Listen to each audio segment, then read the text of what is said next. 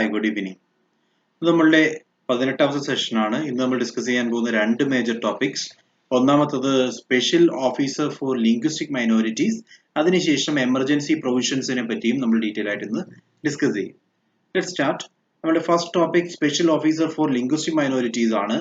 So actually ഇങ്ങനെ ഒരു position create ചെയ്യാനുള്ള കാരണം state reorganisation commission, state reorganisation ആക്ടിന് ശേഷം സ്റ്റേറ്റ് റീഓർഗനൈസേഷൻ കമ്മീഷൻ ക്രിയേറ്റ് ചെയ്യുകയും അത് പ്രകാരം ഒരു പുതിയ കോൺസ്റ്റിറ്റ്യൂഷണൽ ആർട്ടിക്കിൾ, അതായത് സ്റ്റേറ്റ് റീഓർഗനൈസേഷൻ കമ്മീഷൻ പ്രകാരമാണ് 1956-ൽ 14 സ്റ്റേറ്റുകൾ ഫോം ചെയ്യുകയും നിലവിലുള്ള സ്റ്റേറ്റുകളെ റീഓർഗനൈസ് ചെയ്ത് പുതിയൊരു മെക്കാനിസം അഡോപ്റ്റ് ചെയ്യുകയും ചെയ്തു. അത് പ്രകാരം 7th കോൺസ്റ്റിറ്റ്യൂഷൻ അമെൻമെന്റ് ആക്ട് 1956-ൽ പാസ്സാക്കുകയുണ്ടായി. ഓക്കെ, ഈ 7th കോൺസ്റ്റിറ്റ്യൂഷൻ അമെൻമെന്റ് ആക്ട് പ്രകാരം ഇന്ത്യൻ കോൺസ്റ്റിറ്റ്യൂഷനിൽ ഒരു പുതിയ ആർട്ടിക്കിൾ ഇൻസർട്ട് ചെയ്തു. ആ ആർട്ടിക്കിൾ ആണ് ആർട്ടിക്കിൾ 350B.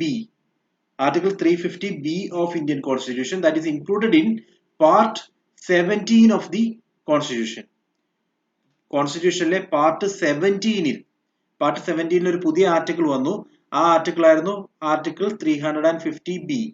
ഈ ആർട്ടിക്കിൾ 350B പ്രകാരം ക്രിയേറ്റ് ചെയ്തിട്ടുള്ള പൊസിഷനാണ് നമ്മൾ ഇന്ന് ഡിസ്കസ് ചെയ്യാൻ പോകുന്ന special officer for linguistic minorities. Okay, so let's start.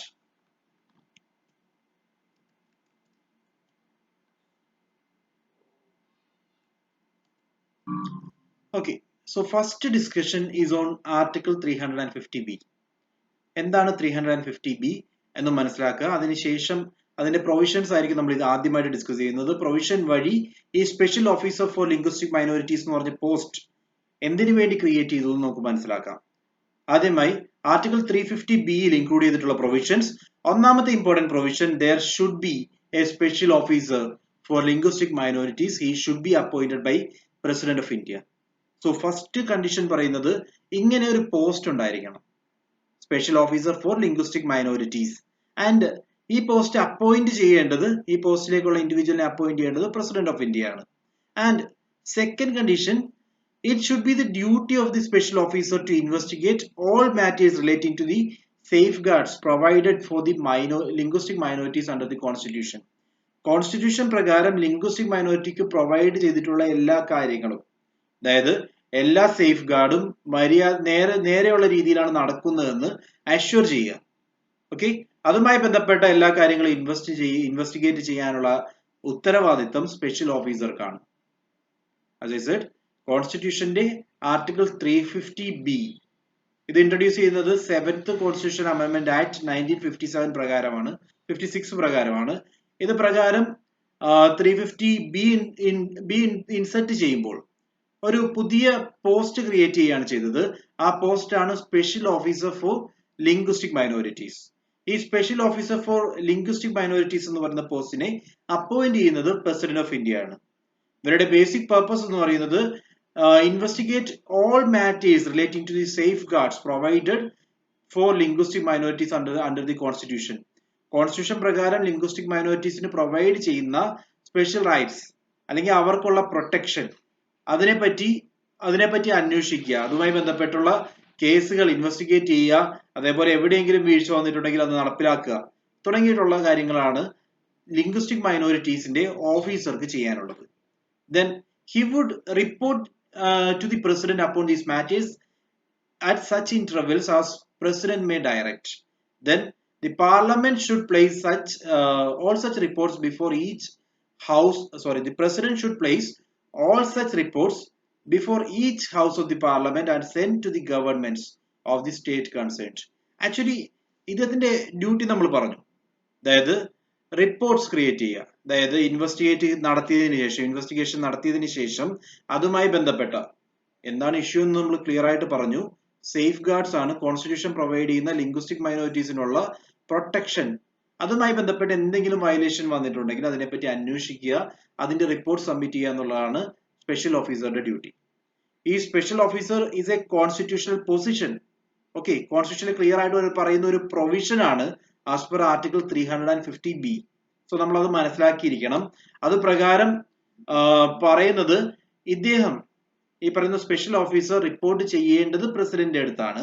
President എപ്പോഴൊക്കെയാണോ ഇത്തരത്തിലുള്ള റിപ്പോർട്ടുകൾ ആവശ്യപ്പെടുന്നത്, അതായത് ലിംഗ്വിസ്റ്റിക് മൈനോറിറ്റിയുടെ സ്റ്റേറ്റ് വൈസ് കൺസേൺ എന്താണ്, സ്റ്റേറ്റ് വൈസ് സ്റ്റാറ്റസ് എന്താണ് തുടങ്ങിയിട്ടുള്ളതിനെ ബേസ് ചെയ്തുകൊണ്ട് ഉള്ള റിപ്പോർട്ട് അദ്ദേഹം പ്രസിഡന്റിന്റെ മുമ്പിൽ സബ്മിറ്റ് ചെയ്യണം. ഓക്കെ, പ്രസിഡന്റ് എപ്പോഴാണോ ചോദിക്കുന്നത് അല്ലെങ്കിൽ ഒരു ഈക്വൽ ഇന്റർവെൽ വെച്ചിട്ട് കൃത്യമായിട്ട് സബ്മിറ്റ് ചെയ്യുക എന്നുള്ളതാണ് ഇദ്ദേഹത്തിന്റെ ഉത്തരവാദിത്തം. അതോടൊപ്പം മനസ്സിലാക്കേണ്ടത്, പ്രസിഡന്റിന് മുമ്പിൽ എത്തിയ ഈ റിപ്പോർട്ട് രണ്ട് ഹൗസസിലും പ്രസിഡന്റ് സബ്മിറ്റ് ചെയ്യും. ഓക്കെ, സോ ലോക്സഭയിലായാലും രാജ്യസഭയിലും രണ്ട് ബോഡിയിലും പ്രസിഡന്റ് സബ്മിറ്റ് ചെയ്യുന്നു. സബ്മിറ്റ് ചെയ്യുന്നതോടൊപ്പം തന്നെ ഇതിന്റെ ഒരു കോപ്പി, അതായത് ഈ മൈനോറിറ്റീസിന്റെ സ്റ്റാറ്റസുമായി ബന്ധപ്പെട്ട റിപ്പോർട്ട് സ്പെഷ്യൽ ഓഫീസർ സബ്മിറ്റ് ചെയ്തിട്ടുണ്ട്. ഇത് ആദ്യം തന്നെ സഭയ്ക്ക് മുമ്പിൽ അവതരിപ്പിക്കുന്നു. സഭ എന്ന് പറയുമ്പോൾ ലോക്സഭയും വരുന്നുണ്ട്, രാജ്യസഭയും വരുന്നുണ്ട്. രണ്ട് ഹൗസസിലും ഇൻട്രൊഡ്യൂസ് ചെയ്യും. അതിനുശേഷം ഇതിന്റെ ഒരു copy will be send to the state legislature. ഏത് സ്റ്റേറ്റുമായി ബന്ധപ്പെട്ട മാറ്റർ ആണോ ആ കൺസേൺഡ് സ്റ്റേറ്റിന്റെ ലെജിസ്ലേച്ചറിന് ഇതിന്റെ ഒരു കോപ്പി അയച്ചു കൊടുക്കും. ആ ലെജിസ്ലേച്ചർ ഇതിനെപ്പറ്റി ചർച്ചകൾ നടത്തി തീരുമാനം എടുക്കണം എന്നുള്ളതാണ് പ്രൊവിഷൻ. Okay, it clear? നമ്മളിവിടെ മനസ്സിലാക്കേണ്ടത് ആദ്യം എന്താണ് ഈ പ്രൊവിഷൻ എന്ന് മനസ്സിലാക്കുക. ആർട്ടിക്കിൾ 350B പറയുന്നത് സ്പെഷ്യൽ ഓഫീസർ ഫോർ ലിംഗ്വിസ്റ്റിക് മൈനോറിറ്റീസിനെ പറ്റിയാണ്. രണ്ടാമതായിട്ട് മനസ്സിലാക്കേണ്ട അദ്ദേഹത്തിന്റെ ഡ്യൂട്ടി എന്താണ്. Special officer for linguistic minorities was created to investigate on all matters relating to the safeguards provided for linguistic minorities as per constitution. Constitution provide ചെയ്യുന്ന safeguardsനെ പറ്റി അതിനെപ്പറ്റി investigate ചെയ്യുക. Okay, അത് എത്രമാത്രം ലിംഗ്വിസ്റ്റിക് മൈനോറിറ്റിക്ക് കിട്ടുന്നുണ്ട്, അവരുടെ സ്റ്റാറ്റസ് എന്താണ് തുടങ്ങിയിട്ടുള്ള കാര്യങ്ങൾ കൃത്യമായിട്ട് ഇൻവെസ്റ്റിഗേറ്റ് ചെയ്തതിനു ശേഷം പ്രസിഡന്റിന്റെ മുമ്പിൽ റിപ്പോർട്ട് സബ്മിറ്റ് ചെയ്യുക. പ്രസിഡന്റ് ഈ റിപ്പോർട്ട് രണ്ട് സഭയിലും രണ്ട് ഹൗസസിലും ഇൻട്രൊഡ്യൂസ് ചെയ്യും. രണ്ട് ഹൗസസിലും ഡിസ്കഷന് വേണ്ടി കൊടുക്കും. സോ ലോക്സഭയിൽ പ്രൊവൈഡ് ചെയ്യും, രാജ്യസഭയിൽ പ്രൊവൈഡ് ചെയ്യും. അതോടൊപ്പം തന്നെ ഒരു കോപ്പി ഏത് സ്റ്റേറ്റ് ആണോ കൺസേൺഡ് ആയിട്ട് വരുന്നത് ആ സ്റ്റേറ്റിന് അയച്ചു കൊടുക്കും. അവരുടെ ലെജിസ്ലേച്ചറിനകത്ത് ഇതുമായി ബന്ധപ്പെട്ട ഡിസ്കഷൻ നടത്തും. ഓക്കെ, ഇത്രയും കാര്യങ്ങളാണ് ആർട്ടിക്കിൾ 350B നമ്മൾ മനസ്സിലാക്കേണ്ടത്. Then about his qualification, special officer for linguistic minorities എന്ന് പറയുന്ന പോസ്റ്റിന്റെ ക്വാളിഫിക്കേഷനോ ടെന്യൂറോ സാലറിയോ അലവൻസോ ഇങ്ങനെ ഒരു കാര്യവുമായി ബന്ധപ്പെട്ട് ഒരു പ്രൊവിഷനും ഇന്ത്യൻ കോൺസ്റ്റിറ്റ്യൂഷൻ പ്രകാരം പറയുന്നില്ല. ഓക്കെ, സോ ക്വാളിഫിക്കേഷനോ salary then tenure, allowances, service condition തുടങ്ങിയിട്ടുള്ള ഒരു കാര്യവും അല്ലെങ്കിൽ അദ്ദേഹത്തെ റിമൂവ് ചെയ്യുന്നവേ അങ്ങനെ ഒരു മാറ്ററും ഇന്ത്യൻ കോൺസ്റ്റിറ്റ്യൂഷൻ പ്രകാരം പറയുന്നില്ല. Okay, then the commissioner for linguistic minorities, ഈ സ്പെഷ്യൽ ഓഫീസറുടെ സ്പെഷ്യൽ ഓഫീസേഴ്സ് എന്ന് പറയുന്നത് പല ലെവലിലുണ്ടാവും. അല്ലെങ്കിൽ ആ ഓഫീസർ എന്ന് പറയുന്ന പോസ്റ്റ് ആണ് actually commissioner for linguistic minorities എന്ന് പറയുന്നത്. Okay, the office of special officer for, അദ്ദേഹം തന്നെയാണ് same person, special officer or commissioner both are same. The office of special officer for linguistic minorities was created in 1957. As we said 1956 state റീഓർഗനൈസേഷനുമായി ബന്ധപ്പെട്ടാണ് 7th constitution amendment act വരുന്നത്. അതിനുശേഷം 1957 create ചെയ്ത post ആണ് special officer for linguistic minorities. ഈ special ഓഫീസറിന്റെ ഏറ്റവും top, അതായത് ഒരു ബോഡി ആയിട്ടാണ് ആക്ട് ചെയ്യുന്നത്. ഇതിൽ ഏറ്റവും ടോപ്പ് വരുന്ന ഇൻഡിവിജ്വൽ ആണ് commissioner for linguistic minorities. The commissioner has his headquarters at Allahabad. ഓരോ റീജിയനിലും സ്പെഷ്യൽ ഓഫീസേഴ്സ് ഉണ്ടായിരിക്കണം എന്നുള്ള രീതിയിലാണ് ഈ പ്രൊവിഷൻ ക്രിയേറ്റ് ചെയ്യുന്നത്. അതുമായി ബന്ധപ്പെട്ട് അപ്പെക്സ് ആയിട്ട് വരുന്ന ഈ പാർട്ടിയാണ് commissioner for linguistic minorities. Both are same, രണ്ടും ഉദ്ദേശിക്കുന്ന ഒരാളെ തന്നെയാണ്. എനിവേ കമ്മീഷണറുടെ ഹെഡ്ക്വാർട്ടേഴ്സ് എന്ന് പറയുന്നത് അലഹബാദ് ആണ്, ഉത്തർപ്രദേശിലെ Allahabad. Then he has 3 regional officers. ഒന്ന് Belgaum, that is in Karnataka. Then 2 Chennai, Tamil Nadu. 3 Kolkata, that is in west Bengal. ഈ 3 റീജിയണൽ ഓഫീസേഴ്സും ഹെഡ് ചെയ്യുന്നത് ഒരു അസിസ്റ്റന്റ് കമ്മീഷണർ ആണ്. ഓക്കെ, സോ ഒരു കമ്മീഷണർ ഉണ്ട്, അത് കൂടാതെ ഓരോ റീജിയണൽ ഓഫീസേഴ്സിനും അസിസ്റ്റന്റ് കമ്മീഷണേഴ്സും ഉണ്ട്. At the central level commissioner false under the ministry of minority affairs. അതിന്റെ പർപ്പസ്, ഈ ഒരു ബോഡി ക്രിയേറ്റ് ചെയ്തതിന്റെ മെയിൻ എയിം എന്താണെന്ന് നമ്മൾ ആദ്യമേ പറഞ്ഞു. സോ പേര് തന്നെയുണ്ട്, special officer for linguistic minorities. So he falls under the ministry of minority affairs. Minority അഫയേഴ്സിന്റെ മിനിസ്ട്രിയുടെ കീഴിൽ വരുന്ന പോസ്റ്റ് ആണ്.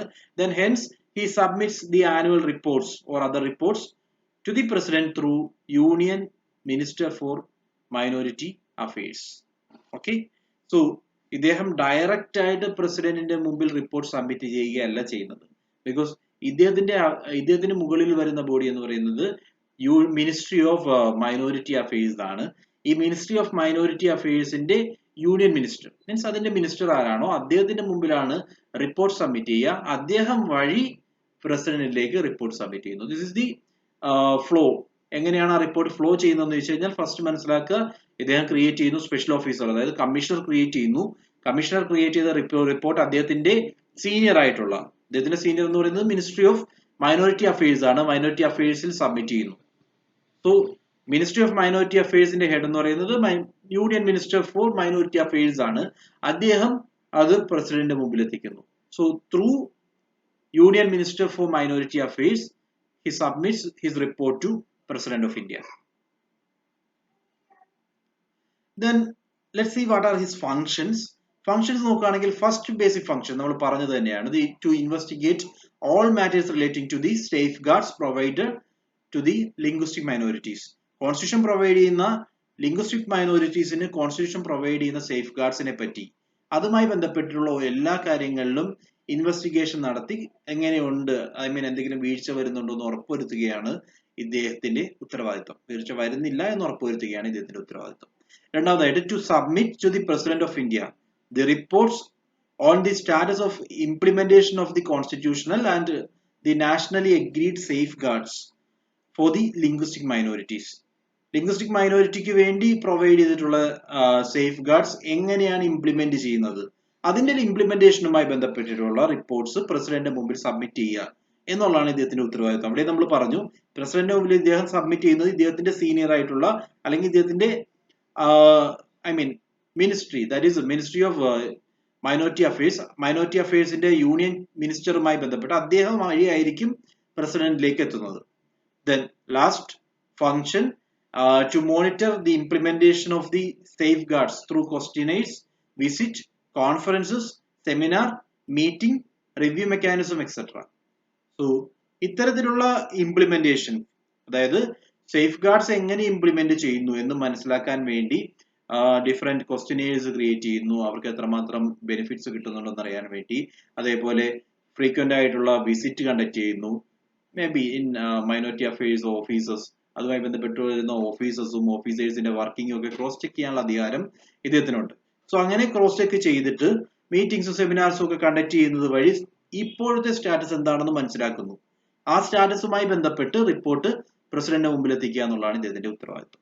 ഓക്കെ, സോ ഫംഗ്ഷൻസ് നോക്കുകയാണെങ്കിൽ ഫസ്റ്റ് ഫംഗ്ഷൻ ഇൻവെസ്റ്റിഗേറ്റ് ചെയ്യുക, സെക്കൻഡ് ഫംഗ്ഷൻ റിപ്പോർട്ട് ചെയ്യുക, തേർഡ് ഫംഗ്ഷൻ എൻക്വയറി ചെയ്യുക.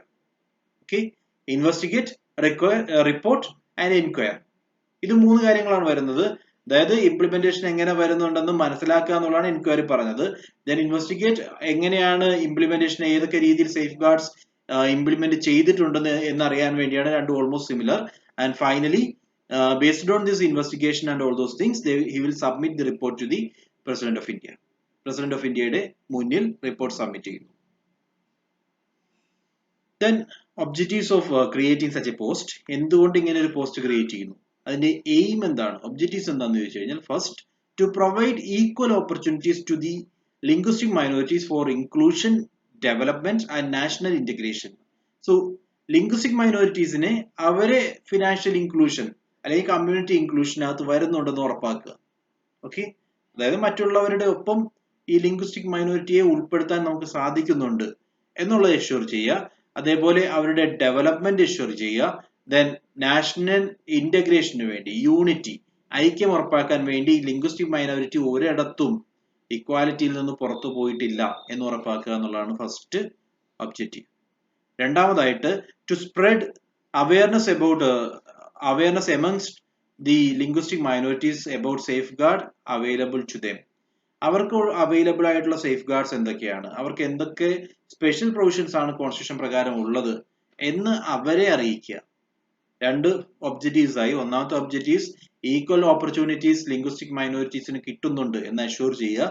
രണ്ടാമതായിട്ട് അവർക്ക് അവൈലബിൾ ആയിട്ടുള്ള സേഫ് ഗാർഡ്സ് എന്തൊക്കെയാണെന്ന് ലിംഗ്വിസ്റ്റിക് മൈനോറിറ്റീസിനെ അറിയിക്കുക.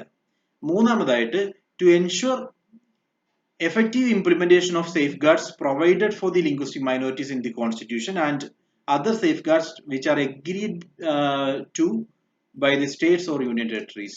So കോൺസ്റ്റിറ്റ്യൂഷൻ പ്രകാരം പറയുന്ന സേഫ് ഗാർഡ്സ് അത് കൃത്യമായിട്ട് ഇൻട്രൊഡ്യൂസ് ചെയ്യുന്നുണ്ടെന്ന് ഉറപ്പാക്കുക. അത് കൂടാതെ സ്റ്റേറ്റുകൾ എഗ്രി ചെയ്തിട്ടുള്ള പലതവണയായിട്ട് സ്റ്റേറ്റുകളായിട്ട് ആക്ടുകൾ പാസ്സാക്കിക്കൊണ്ടും അതോടൊപ്പം തന്നെ ഇവരുടെ അപ്ലിഫ്റ്റ്മെന്റിന് വേണ്ടിയും പല പ്രൊവിഷൻസും എഗ്രി ചെയ്തിട്ടുണ്ടാവും. അത് എങ്ങനെയാണ് റൺ ചെയ്യുന്നത് എന്ന് മനസ്സിലാക്കുക. സോ 3 കാര്യങ്ങളായി ഒബ്ജക്റ്റീവ്സ് ആയിട്ട് പറഞ്ഞത്. 1 ഇക്വാലിറ്റി അഷ്യൂർ ചെയ്യുക. 2 അവയർനെസ്, ഇവർക്ക് കാര്യങ്ങളെല്ലാം അവരുമായി ബന്ധപ്പെട്ടുള്ള കോൺസ്റ്റിറ്റ്യൂഷണൽ പ്രൊവിഷൻസ് എന്തൊക്കെയാണ്, സ്പെഷ്യൽ പ്രൊവിഷൻസ് എന്തൊക്കെയാണെന്ന് കൃത്യമായിട്ട് അവരെ അറിയിക്കുക.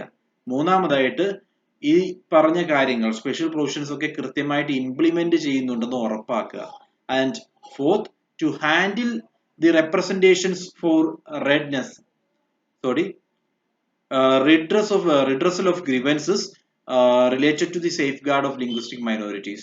So ഇത്തരത്തിലുള്ള പ്രശ്നങ്ങൾ വന്നു കഴിഞ്ഞാൽ, അതായത് ഇത്തരത്തിലുള്ള ഇംപ്ലിമെന്റേഷനുമായി ബന്ധപ്പെട്ട് എന്തെങ്കിലും ഇഷ്യൂസ് വന്നു കഴിഞ്ഞാൽ ആ പ്രശ്നങ്ങൾ പരിഹരിക്കാൻ വേണ്ടി ഒരു ഗ്രീവൻസ് റിഡ്രസൽ മെക്കാനിസം എന്നുള്ള രീതിയിൽ ആക്ട് ചെയ്യുക. സോ അവർക്കുള്ള മൈനോറിറ്റി അഫയേഴ്സുമായി ബന്ധപ്പെട്ടുള്ള പ്രശ്നങ്ങൾ എന്തൊക്കെയാണെന്ന് പഠിക്കുക, അത് പരിഹരിക്കാനുള്ള മെക്കാനിസം ക്രിയേറ്റ് ചെയ്യുക. So these are the objectives of the officer for special linguistic minorities, special officer for linguistic minorities. ഈ പോസ്റ്റിന്റെ ഒബ്ജക്റ്റീവ്സ് ആണ് നമ്മൾ പറഞ്ഞത്. Okay, let me repeat. First, equal opportunities. Second, awareness. Third, effective implementation. And 4th, grievance redressal. ഇത്രയുമാണ് ഇവരുടെ objectives. So that's all about special officer for linguistic minorities. ഞാൻ ഒരിക്കൽ കൂടി ബ്രീഫ് ചെയ്യുന്നു. Special officer for linguistic minorities എന്ന് പറയുന്ന post എന്ന് പറയുന്ന പൊസിഷൻ ക്രിയേറ്റ് ചെയ്യുന്നത് ആക്ച്വലി സ്റ്റേറ്റ് റീഓർഗനൈസേഷന് ശേഷമാണ്. എന്തുകൊണ്ടാണെന്ന് വെച്ച് കഴിഞ്ഞാൽ സ്റ്റേറ്റ് റീഓർഗനൈസ് ചെയ്തത് ലാംഗ്വേജിന്റെ ബേസിലാണ് ആക്ച്വലി. ഓക്കെ, അത് നമുക്ക് അതുമായി ബന്ധപ്പെട്ട ഒരു ബ്രീഫ് ഐഡിയ വേണം. ഇനീഷ്യലി JVP കമ്മിറ്റി ആയാലും, ജവഹർലാൽ നെഹ്റു, വല്ലഭായ് പട്ടേൽ ആൻഡ് പട്ടാഭി സീതാരാമയ്യ, ഇവരുടെ കമ്മിറ്റി ആയാലും ഇൻ ബിറ്റ്വീൻ വന്നിട്ടുള്ള 2 or 3 കമ്മിറ്റീസ് ഇൻഡിപെൻഡൻസിന് ശേഷം സ്റ്റേറ്റുകൾ ഫോം ചെയ്യുന്നതുമായി ബന്ധപ്പെട്ട് ഒരു കാരണവശാലും ലാംഗ്വേജിന്റെ ബേസിൽ സ്റ്റേറ്റ് ഫോം ചെയ്യാൻ പാടില്ല എന്നുള്ള തീരുമാനമാണ് ആദ്യം പറഞ്ഞിരുന്നത്. എന്തുകൊണ്ടാണെന്ന് വെച്ച് കഴിഞ്ഞാൽ ഇന്ത്യയിലേക്ക് വരുമ്പോൾ ഇന്ത്യയിൽ നമ്മൾ കാണുന്ന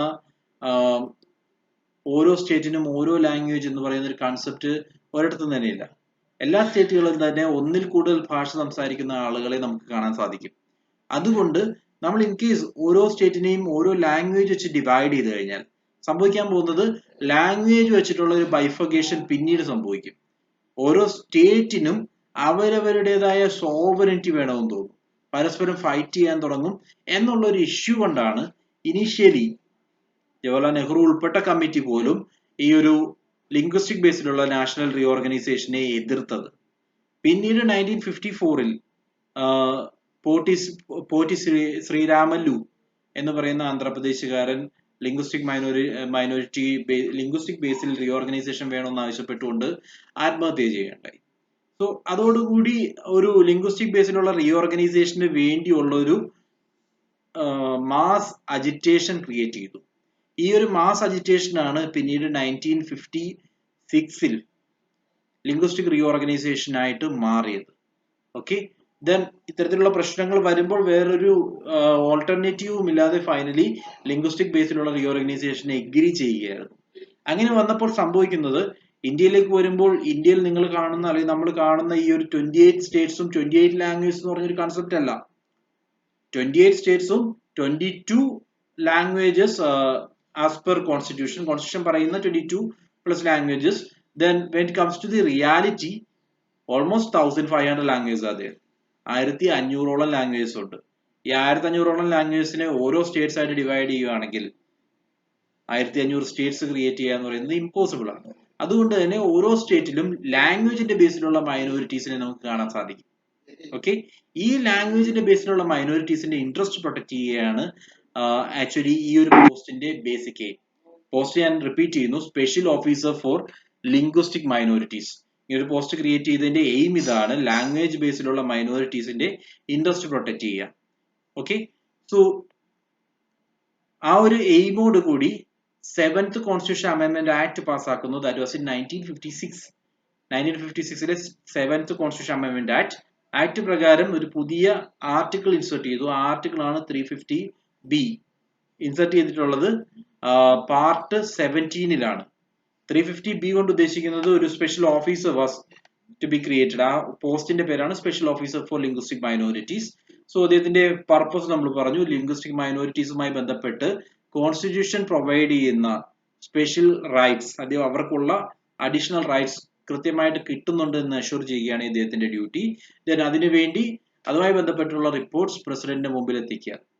ഓക്കെ, ഇത്തരത്തിലുള്ള റിപ്പോർട്ട്സ് എത്തിക്കുമ്പോൾ പ്രസിഡന്റിന്റെ മുമ്പിൽ എത്തിക്കുന്നത് ത്രൂ മൈനോറിറ്റി അഫയേഴ്സ് മിനിസ്റ്റർ ആയിരിക്കും. അദ്ദേഹം വഴിയായിരിക്കും റിപ്പോർട്ട് പ്രസിഡന്റിന്റെ മുമ്പിൽ എത്തുന്നത്.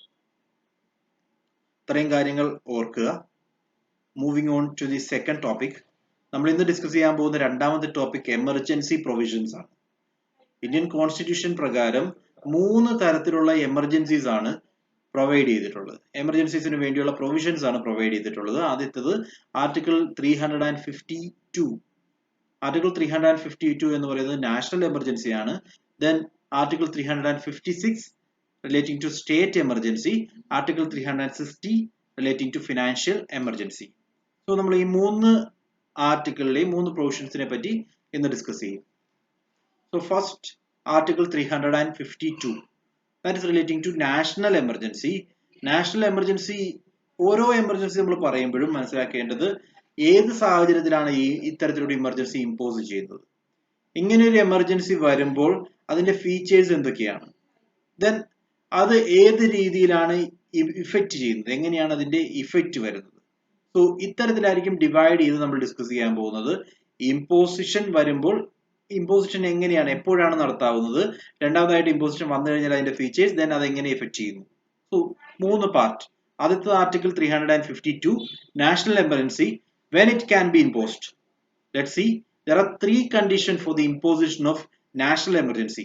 ഒന്നാമത്തെ കണ്ടീഷൻ എന്ന് പറയുന്നത് there must be something called a war, അല്ലെങ്കിൽ ഒരു external aggression, അതുമല്ലെങ്കിൽ armed rebellion. War, external aggression or armed rebellion. ഈ 3 കണ്ടീഷൻ ഉണ്ടെങ്കിൽ മാത്രമേ, ഈ 3 കണ്ടീഷന്റെ ബേസിൽ മാത്രമേ നമുക്ക് നാഷണൽ എമർജൻസി പ്രഖ്യാപിക്കാൻ സാധിക്കൂ. ഓക്കെ, പ്രസിഡന്റ് ആണ് നാഷണൽ എമർജൻസി പ്രഖ്യാപിക്കുന്നത്. സോ ഇവിടെ നമ്മൾ ഓർക്കേണ്ട ഒരു കേസ് ഇന്ദിരാഗാന്ധിയുടെ എമർജൻസി പ്രൊക്ലമേഷനുമായി ബന്ധപ്പെട്ട് വന്നിരുന്ന കുറച്ച് പ്രശ്നങ്ങളാണ്. അതുമായി ബന്ധപ്പെട്ട് വന്നിരുന്ന കുറെ ഡിസ്പ്യൂട്ട്സ് ഉണ്ട്. എന്തുകൊണ്ടാന്ന് വെച്ച് കഴിഞ്ഞാൽ armed rebellion was changed from internal disturbances on the recommendation of Shah commission. Internal disturbance was a vague term. Actually misuse ചെയ്യപ്പെട്ടതും അത് തന്നെയാണ്. അതായത് നമ്മളിപ്പോ നോക്കുമ്പോൾ 3 ഗ്രൗണ്ട്സ് കാണാം. ഒന്നാമത്തെ ഗ്രൗണ്ട് എന്ന് പറയുന്നത് വാർ ആണ്, 2 എക്സ്റ്റേണൽ അഗ്രഷൻ, മൂന്നാമത്തെ ആംഡ് റെബലിയൻ ആണ്. ബിഫോർ ആംഡ് റെബലിയൻ സ്റ്റേറ്റ്മെന്റ് എന്ന് പറയുന്നത് ഇന്റേണൽ റെബലിയൻ എന്ന് പറഞ്ഞൊരു ടേം ആയിരുന്നു അതിനകത്ത് ഉണ്ടായിരുന്നത്. ഈ ഇന്റേണൽ റെബലിയൻ എന്ന് പറയുമ്പോൾ it can be anything. Internally union മിനിസ്ട്രിക്ക് against ആയുള്ള റെബലിയൻ വന്നത് തന്നെ നാഷണൽ എമർജൻസി പ്രഖ്യാപിക്കാം എന്നുള്ളൊരു സിറ്റുവേഷൻ ആണ് ആക്ച്വലി ഇന്റേണൽ റെബലിയൻ ടേം കൊണ്ട് ആക്ച്വലി ഉണ്ടാക്കിയത്. So that was A situation. The term was really vague, clear ആയിരുന്നില്ല, internal rebellion. And Indira Gandhi national emergency പ്രഖ്യാപിച്ച ഗ്രൗണ്ടും അത് തന്നെയായിരുന്നു, ഇന്റേണൽ റെബലിയൻ. കമ്മ്യൂണിസ്റ്റ് മൂവ്മെന്റ്സ് നടക്കുന്നു, അതിന് അഗെയിൻസ്റ്റ് ആയിട്ടുള്ള ഇന്റേണൽ റെബലിയനെ തകർക്കാനുള്ള ലക്ഷ്യമായിട്ട് ഒരു നാഷണൽ എമർജൻസി പ്രഖ്യാപിക്കുന്നു. അത് എത്രമാത്രം ലോജിക്കൽ ആണെന്നുള്ള കാര്യം നമ്മൾ ചിന്തിക്കണം. ബിക്കോസ് ഒരു എമർജൻസി പ്രഖ്യാപിക്കേണ്ട ആ ഒരു സിറ്റുവേഷൻ ഒന്നും ഉണ്ടായിരുന്നില്ല. There were some internal disturbances. ആ internal disturbances എന്ന് പറയുന്ന ആ ഒരു ടേം മാത്രം യൂസ് ചെയ്തുകൊണ്ട് എങ്ങനെയാണ് നാഷണൽ എമർജൻസി പ്രഖ്യാപിക്കുന്നത്? It must be something that can be termed as armed rebellion. Weapons ഉപയോഗിച്ചുകൊണ്ടുള്ള റെബലിയന് മാത്രമേ നമുക്ക് എമർജൻസി സിറ്റുവേഷനിലേക്ക് പോകാൻ പറ്റുള്ളൂ. നിലവിൽ മുമ്പ് ഇന്റേണൽ ഡിസ്റ്റർബൻസസ് ഉണ്ട് എന്നുള്ള കേസിൽ emergency പ്രഖ്യാപിക്കപ്പെട്ടിട്ടുണ്ട്. So you need to know one thing, what is the difference between war and external aggression? Actually there is no difference between these two terms. War എന്ന് പറഞ്ഞാലും external aggression എന്ന് പറഞ്ഞാലും രണ്ടും same ആണ്. No technical difference. The president makes proclamation. ആ proclamation president emergency proclamation നടത്തുമ്പോൾ he says war എന്നാണ് അദ്ദേഹം പറയുന്നതെങ്കിൽ war ആണ് situation. Or If he says external aggression, situation is external aggression. That's all. വേറെ ഒരു ഡിഫറൻസും അതിനകത്തില്ല. രണ്ടും ഉദ്ദേശിക്കുന്നത് ഒരേ കാര്യം തന്നെയാണ്. Then features എങ്ങനെയാണ്, എന്താണ് അതിന്റെ ഒരു സിറ്റുവേഷൻ? നാഷണൽ എമർജൻസി പ്രഖ്യാപിച്ചു കഴിഞ്ഞാൽ, അതായത് 352 എമർജൻസി പ്രഖ്യാപിച്ചു കഴിഞ്ഞാലുള്ള സിറ്റുവേഷൻ എന്താണെന്ന് നോക്കാം. ഒരു flashback. As I said, നമ്മൾ പറഞ്ഞതാണ് ആദ്യത്തെ എമർജൻസി ടൈമിലേക്ക് ഒന്ന് പോയി കഴിഞ്ഞാൽ, all it took was a oral instruction on the part of Indira Gandhi to President Fakhruddin Ali Ahmed. Actually ഒരു ഓറൽ ഇൻസ്ട്രക്ഷൻ വെച്ച് മാത്രം, അതായത് നാഷണൽ എമർജൻസി പ്രഖ്യാപിക്കാം, ഇന്റേണൽ ഡിസ്റ്റർബൻസസ് ഉണ്ട് എന്നൊരു ഓറൽ ഇൻസ്ട്രക്ഷൻ കൊണ്ട് മാത്രം അന്നത്തെ പ്രസിഡന്റ് ആയിരുന്ന ഫക്രുദ്ദീൻ അലി അഹമ്മദ് നാഷണൽ എമർജൻസി പ്രഖ്യാപിക്കുകയുണ്ടായി. Okay, it was a oral instruction. ഒരു റിട്ടേൺ ആയിട്ടുള്ള ഒരു ഡോക്യുമെന്റും ഇല്ല. ഓറലി പ്രസിഡന്റിനോട് പറയുന്നു ഈ നാഷണൽ എമർജൻസി പ്രഖ്യാപിക്കണം, ഇപ്പോഴത്തെ സിറ്റുവേഷൻ അതിന് തുല്യമാണ്, ഒരു ഇന്റേണൽ ഡിസ്റ്റർബൻസസ് നമ്മൾ ഫേസ് ചെയ്യുകയാണ് എന്നുള്ള ജസ്റ്റ് ഒരു ഇൻസ്ട്രക്ഷൻ കൊണ്ട് തന്നെ പ്രസിഡന്റ് നാഷണൽ എമർജൻസി അങ്ങ് പ്രഖ്യാപിച്ചു. And this was prone to lot of criticisms against him. Actually ഇത്തരത്തിലുള്ള ഒരു ഡിക്ലറേഷൻ നടത്തിയത് ഒരുപാട് ക്രിട്ടിസൈസ് ചെയ്യപ്പെടുന്നുണ്ട്. And you need to understand that ഇതിന് ശേഷം, അതായത് ഇങ്ങനെയൊരു നാഷണൽ എമർജൻസി പ്രഖ്യാപിച്ചതിന് ശേഷമാണ് 44th കോൺസ്റ്റിറ്റ്യൂഷൻ അമെന്റ്മെന്റ് ആക്ട് പാസ്സാക്കുന്നത്. ഈ 44th കോൺസ്റ്റിറ്റ്യൂഷൻ അമെന്റ്മെന്റ് ആക്ട് പ്രകാരം ഈ പറയുന്ന പ്രൊവിഷൻ, അതായത് ഇങ്ങനെ ഒരു മിയർ ഒരു ഓറൽ ഇൻസ്ട്രക്ഷൻ കൊണ്ടൊന്നും ഇന്ന് നിങ്ങൾക്ക് എമർജൻസി പ്രഖ്യാപിക്കാൻ സാധിക്കില്ല എന്നുള്ള രീതിയിലാക്കി റിട്ടേൺ ഇൻസ്ട്രക്ഷൻ മസ്റ്റ് ആക്കി മാറ്റി. Okay, so to understand national emergency we need to examine the 44th amendment provisions. 44th constitution അമെന്റ്മെന്റിലെ പ്രൊവിഷൻസ് നമ്മളൊന്ന് ആദ്യം നോക്കാം. അമെന്റ്മെന്റിന്റെ പ്രൊവിഷൻസ് ഇതൊക്കെയാണ്. ഒന്നാമതായിട്ട്, such an emergency can be introduced or proclaimed only after a written advice of Union Cabinet, not the Prime Minister. Prime Minister സ്വന്തമായിട്ട് കാര്യം തീരുമാനിക്കുന്നതല്ല, union ക്യാബിനറ്റിന്റെ written advice കിട്ടിയാൽ മാത്രം. Perhaps this is the only place where Union Cabinet has a role.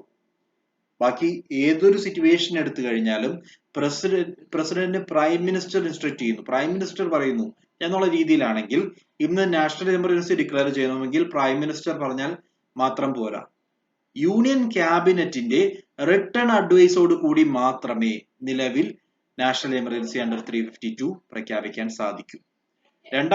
രണ്ടാമത്തെ point, as per 44th constitution amendment act. 44th constitution amendment ആക്ടിലെ രണ്ടാമത്തെ provision, it expires in 1 month from the issue unless approved by a special majority, that is not less than 2/3 of the members present and voting, and absolute majority in both the houses of the parliament. Actually condition ഇതാണ്, ഇത്തരത്തിലൊരു emergency പ്രഖ്യാപിച്ചു കഴിഞ്ഞാൽ അതിന്റെ maximum time period, maximum tenure എന്ന് പറയുന്നത് 1 month ആയിരിക്കും.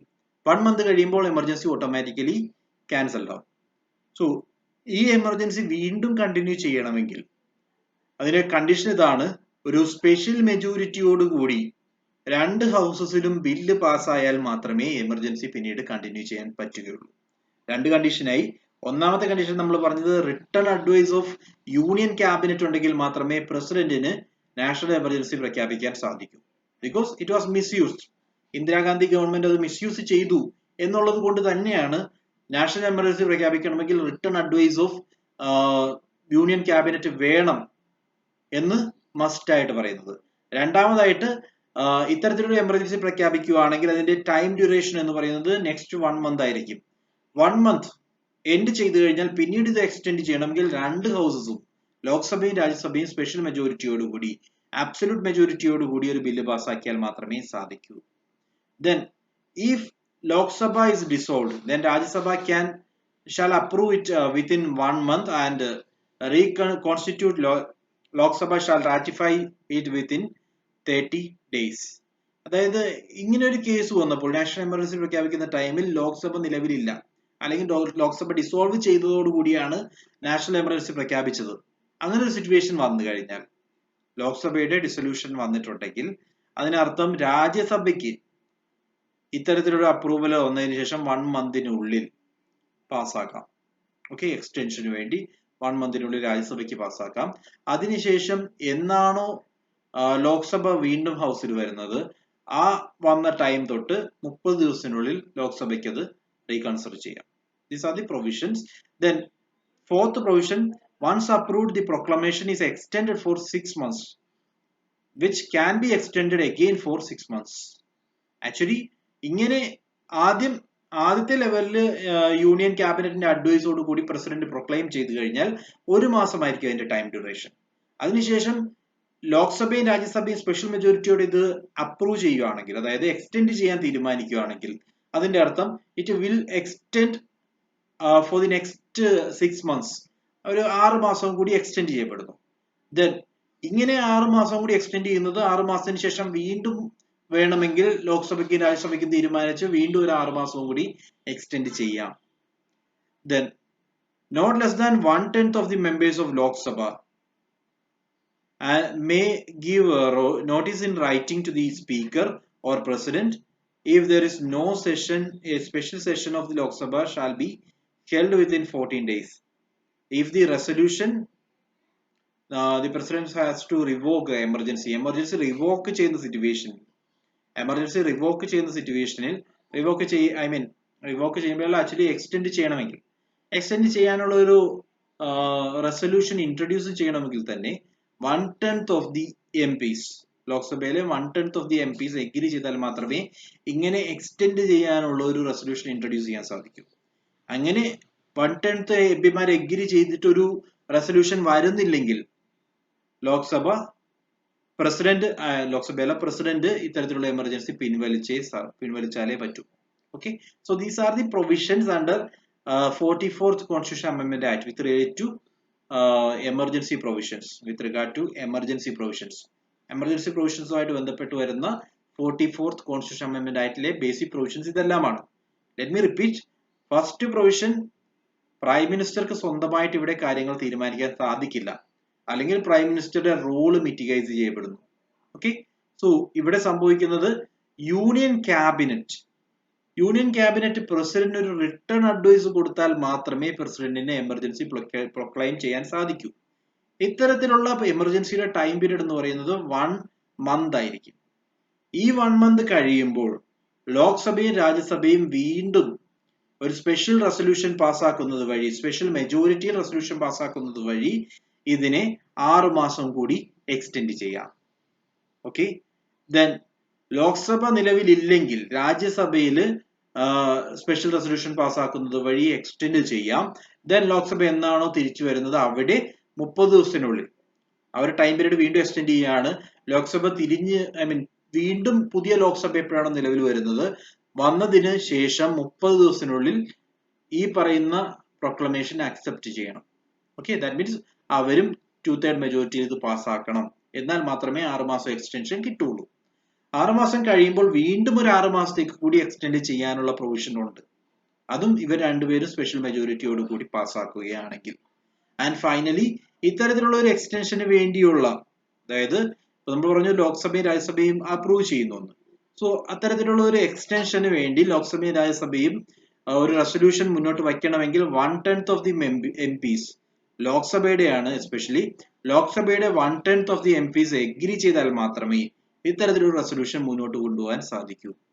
Then അത്തരത്തിലുള്ള ഒരു റെസൊല്യൂഷൻ കിട്ടുന്നില്ലെങ്കിൽ, അല്ലെങ്കിൽ ലോക്സഭ സിറ്റ് ചെയ്യാൻ തുടങ്ങി 14 ദിവസത്തിനുള്ളിൽ ഇങ്ങനെ ഒരു റെസൊല്യൂഷൻ മൂവ് ചെയ്തിട്ടില്ലെങ്കിൽ automatically president will have to revoke emergency.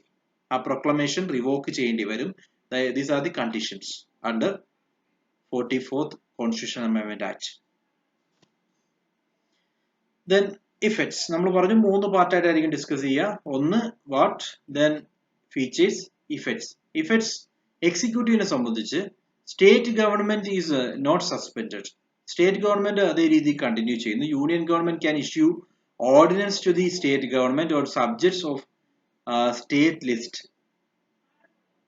Actually ഇവിടെ വരുന്ന ഒരു സിനാരിയോ എന്ന് പറയുന്നത് സ്റ്റേറ്റ് ലിസ്റ്റ് വരുന്ന സബ്ജക്ട്സിൽ പോലും ഈ ഒരു സിറ്റുവേഷനിൽ യൂണിയൻ ഗവൺമെന്റിന് നിയമം ക്രിയേറ്റ് ചെയ്യാനുള്ള അധികാരമുണ്ട്. അതായത് national emergency under article 352 proclaim ചെയ്തു കഴിഞ്ഞാൽ സ്റ്റേറ്റ് ഗവൺമെന്റിന്റെ മിനിസ്ട്രീസിനെ പിരിച്ചുവിടുന്ന ഒരു സിറ്റുവേഷൻ ഒന്നുമില്ല. സ്റ്റേറ്റ് ഗവൺമെന്റ് എല്ലാം കണ്ടിന്യൂ ചെയ്യും. ഈവൻ ദോ സ്റ്റേറ്റ് ഗവൺമെന്റിന്റെ സ്റ്റേറ്റ് ലിസ്റ്റിൽ വരുന്ന ഐറ്റത്തിൽ പോലും നിയമങ്ങൾ ക്രിയേറ്റ് ചെയ്യാനുള്ള അധികാരം യൂണിയൻ ഗവൺമെന്റിന് കിട്ടും. സോ യൂണിയൻ ഗവൺമെന്റിന് കൂടുതൽ പവേഴ്സ് കിട്ടുകയാണ് ചെയ്യുന്നത്. ലെജിസ്ലേച്ചറിന്റെ കേസ് എടുക്കുകയാണെങ്കിൽ state legislature is not suspended like in the case of state government. State ലെജിസ്ലേച്ചറും സസ്പെൻഡ് ചെയ്യപ്പെടുന്നില്ല. However, Parliament can make laws on state subjects. Such law remains valid for 6 months after emergency ceases to be. Actually, ഇങ്ങനെ വരുന്ന ഒരു സിറ്റുവേഷനിൽ 352 proclaim ചെയ്യുമ്പോൾ state legislature പിരിച്ചുവിടുന്നില്ല. Okay, ഒന്നും സംഭവിക്കുന്നില്ല.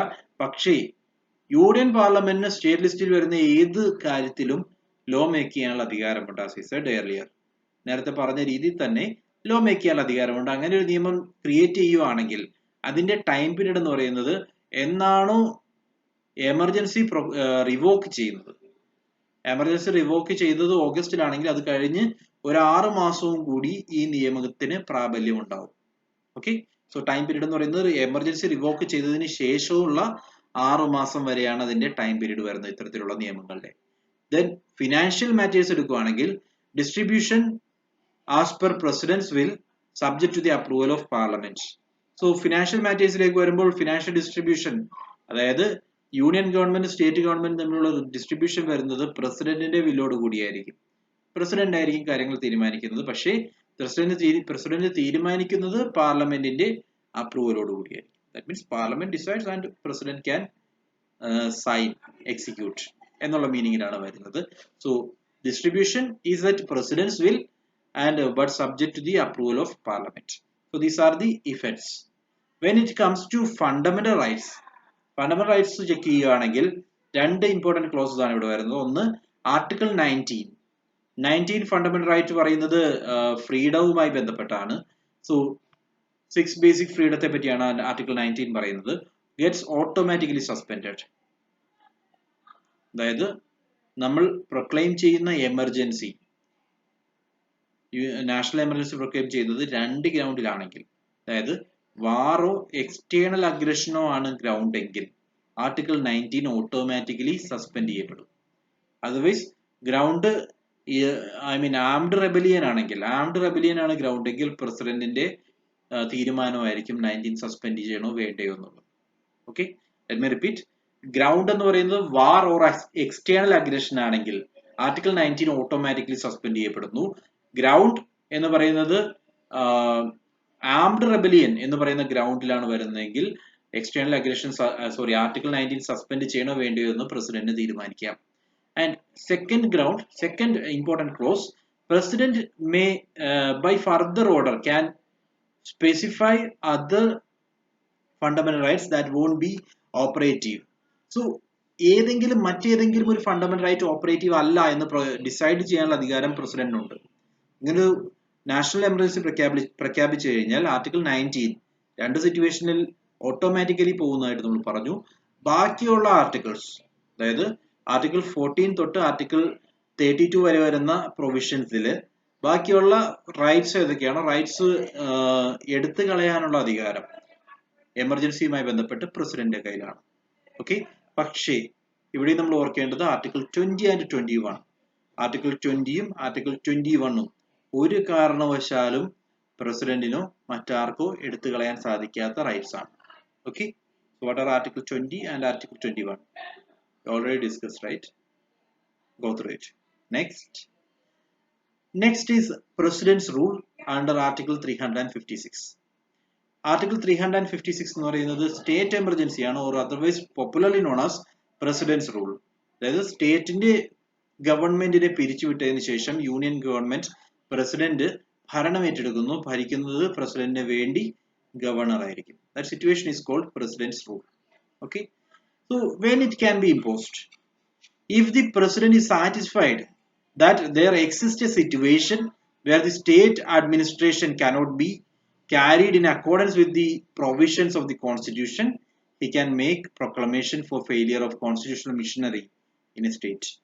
First thing, state in the administration, state government administration എന്ന് പറയുന്നത് constitution provisions പ്രകാരമല്ല constitution പറയുന്ന രീതിയിലല്ല നടക്കുന്നത് എന്ന് പ്രസിഡന്റിന് തോന്നുവാണെങ്കിൽ പ്രസിഡന്റിന് സ്റ്റേറ്റ് എമർജൻസി പ്രഖ്യാപിക്കാം. ഒന്നാമത്തെ ഗ്രൗണ്ട്. ഓക്കെ, സോ ക്ലിയർ ആണോ?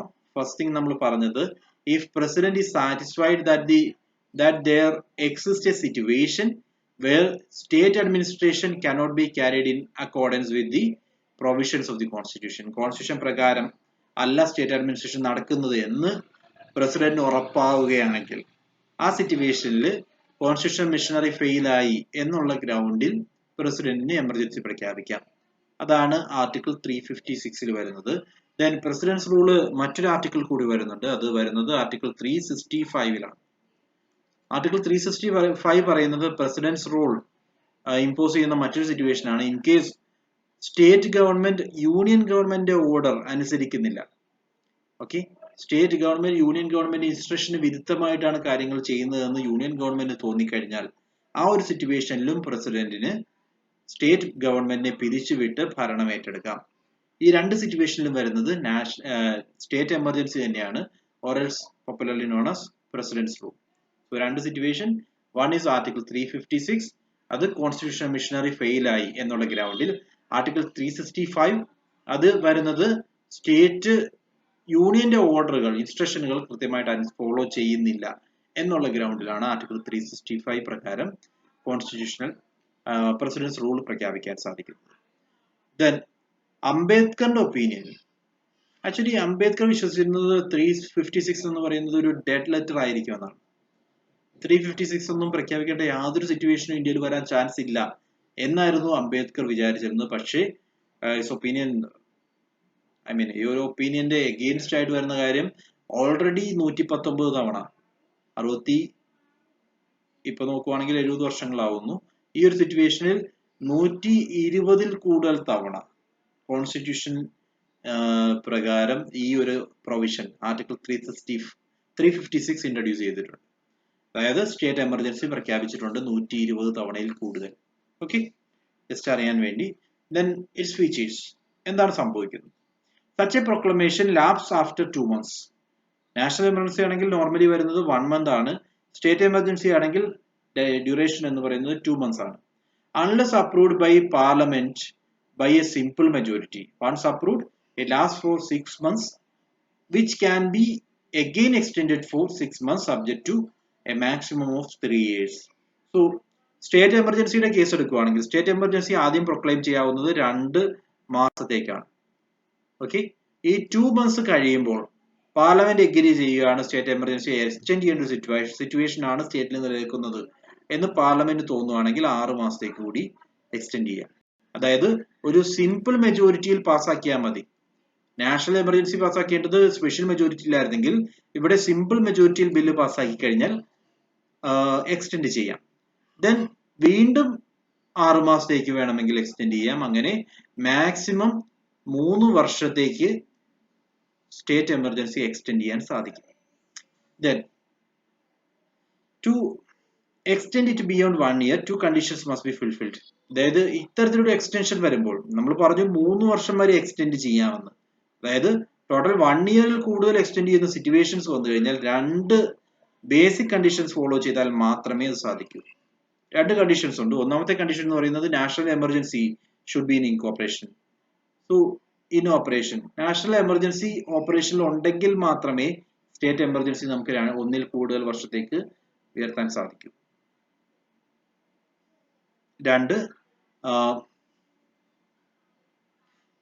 Election commission of India സർട്ടിഫൈസ് that elections cannot be conducted in the state. 2 situation ആണ്. ആക്ച്വലി സംഭവിക്കുന്നത് പ്രസിഡന്റ് നിലവിലുള്ള സ്റ്റേറ്റിലെ മിനിസ്ട്രിയെ പിരിച്ചുവിടുകയാണ്.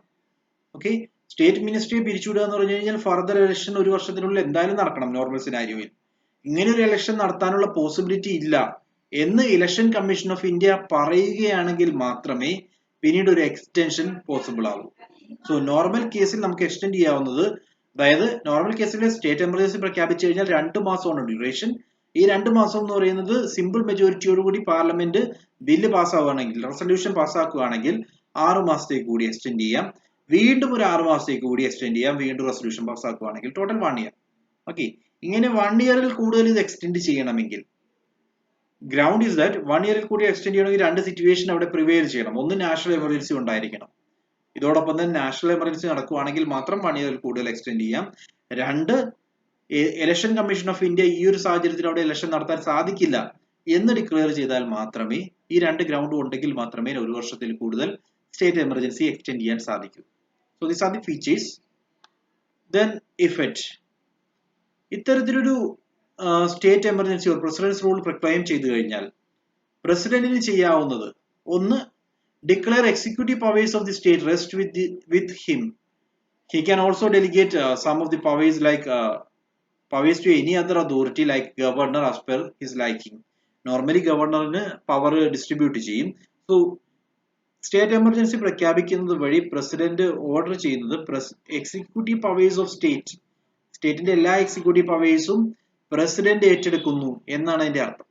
ഓക്കെ, സ്റ്റേറ്റ് എമർജൻസി പ്രൊക്ലെയിം ചെയ്തു കഴിഞ്ഞാൽ സ്റ്റേറ്റിന്റെ എല്ലാ എക്സിക്യൂട്ടീവ് പവേഴ്സും പ്രസിഡന്റ് ഏറ്റെടുക്കുകയാണ്. ദെൻ അതിലൊരു പാർട്ട് വേണമെങ്കിൽ അദ്ദേഹത്തിന് ഡെലിഗേറ്റ് ചെയ്യാം. ഡെലിഗേറ്റ് ചെയ്യുന്നത് ഗവർണറിനായിരിക്കും. നോർമൽ കേസിൽ ഗവർണറിനായിരിക്കും പവർ ഡിസ്ട്രിബ്യൂട്ട് ചെയ്യുന്നത്. Then he can dissolve, suspend the state legislature.